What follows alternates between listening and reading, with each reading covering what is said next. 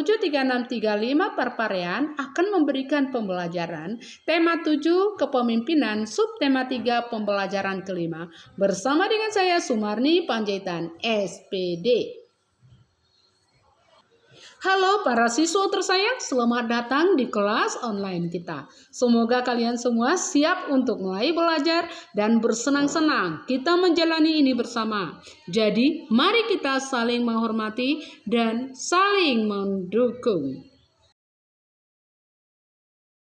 Baik, kita akan memulai dari pembelajaran 5. Memimpin diri sendiri saat melakukan kegiatan membutuhkan ketegasan dan keberanian. Bagaimana dengan kamu? Setelah membaca teks di halaman 129, pernahkah kamu mengalami kejadian seperti Beni? Sikap apa yang tidak pantas ditiru dari cerita Beni? Sikap apa yang dapat ditiru dari cerita Beni di atas? Mari kita simak kembali. Mungkin kita semua pernah mengalami apa yang dialami oleh Beni. Ya, mungkin kita semua pernah mengalami apa yang dialami oleh Beni. Kita mengerjakan tugas, besoknya baru dikumpul, baru kita mengerjakan tugas. Dan sikap itu adalah salah satu sikap yang tidak pantas untuk kita tiru. Tidak perlu, jangan kita menunda-nunda waktu untuk mengerjakan tugas. Sikap apa yang dapat ditiru? Yaitu adalah sikap Beni yang berusaha. Sekalipun dengan membuat pengorbanan yang lumayan besar, dia berusaha untuk menyelesaikan tugasnya dengan tepat waktu. Dengan salah satu contoh adalah ketika dia mengerjakan tugas sampai dia harus terlambat tidur. Dan dia besoknya bangun pagi terlambat bangun.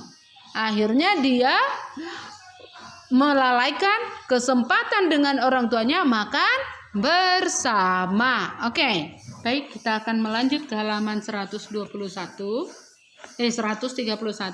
Kata Ibu Beni, kita harus mampu memimpin diri sendiri. Dalam memimpin diri sendiri, kita harus mampu apa? Mengatur waktu dalam melaksanakan semua hak dan kewajiban kita. Dan Ibu berharap anak-anak kami bisa membacanya lebih jelas di dalam bukunya. Untuk itu kita masuk ke dalam menjaga keseimbangan antara hak dan kewajiban adalah salah satu nilai yang terkandung dalam sila kelima Pancasila. Apa saja nilai-nilai yang terkandung dalam sila kelima Pancasila? Yang pertama, mengembangkan perbuatan luhur yang mencerminkan sikap dan suasana kekeluargaan dan gotong royong. Mengembangkan sikap adil terhadap sesama. Menjaga keseimbangan antara hak dan kewajiban. Menghormati hak orang lain. Memberikan pertolongan kepada orang lain agar dapat berdiri sendiri. Yang keenam, suka bekerja keras. Dan yang terakhir adalah menghargai hasil karya orang lain yang bermanfaat bagi kemajuan dan kesejahteraan bersama. Inilah yang merupakan nilai-nilai yang terkandung dalam sila kelima. Baik, kita akan lanjut, perhatikan di situ. Tuliskan contoh-contoh penerapan nilai-nilai keadilan dalam kehidupanmu sehari-hari. Salah satu contohnya adalah mungkin seperti yang kita baca tadi, yaitu tentang cerita Beni. Yang pertama, kita harus mampu mengatur waktu untuk melaksanakan semua hak dan kewajiban kita. Kita harus mampu memimpin diri sendiri, tidak menunda-nunda pekerjaan. Ini merupakan salah satu contoh, dan Ibu minta semua mencari lagi hal-hal yang dapat kita terapkan dalam kehidupan sehari-hari. Tuliskan pendapatmu mengenai pelaksanaan keadilan di lingkungan sekitarmu. Baik, kita akan lanjut ke dalam pembelajaran berikutnya ya. Kita di situ pada pembelajaran 2 kita telah membuat peta pikiran menghadapi masa pubertas. Sekarang presentasikan hasil karyamu depan teman-teman. Baik, di sini kita akan masuk ke dalam pidato ya. Apa itu pidato? Ya.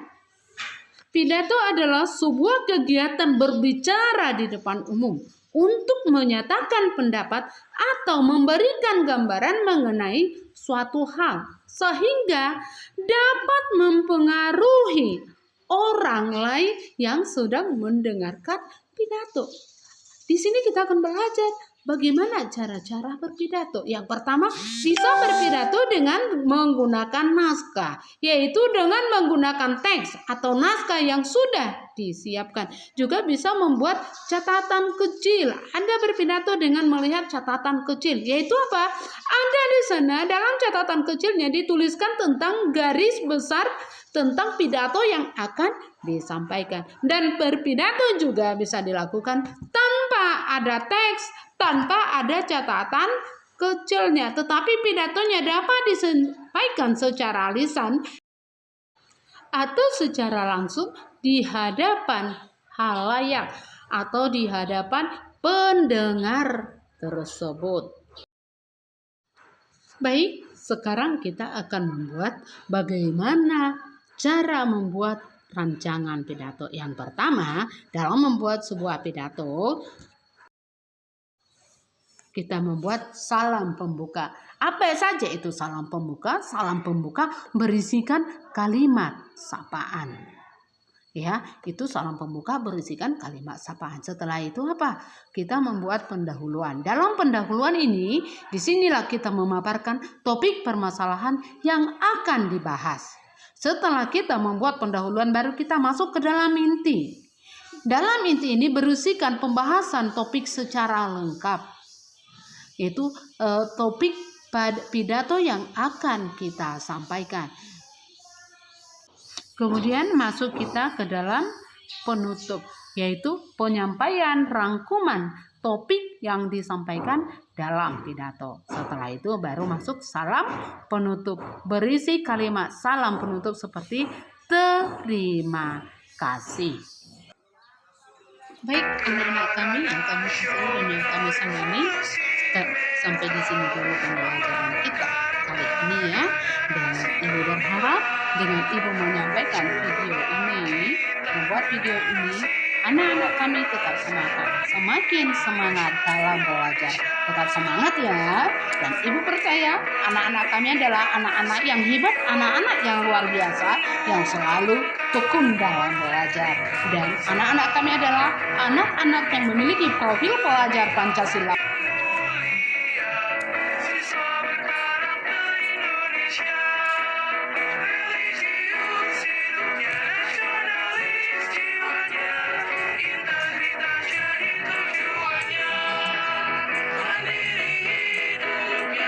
Salam bahagia dari Ibu untuk anak-anak kami tercinta. Dadah.